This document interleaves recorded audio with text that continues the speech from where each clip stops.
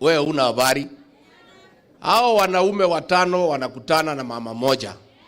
Hakuna serikali wanagawa. Wanapanga vile utaenda nyumbani. Hiyo ndio kazi iko mbele.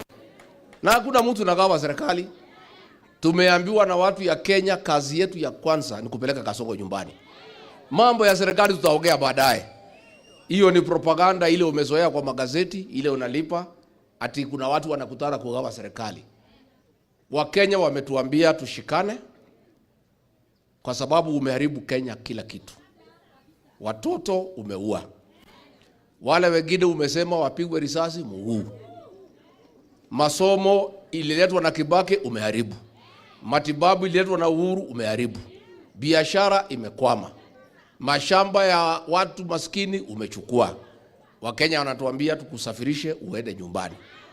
Kwa hivyo ukiona hiyo wanaume 5 na mama moja wakikutana, wanatafuta mtu moja ya kupeleka wewe nyumbani. Mambo ya serikali tutaongea baadaye.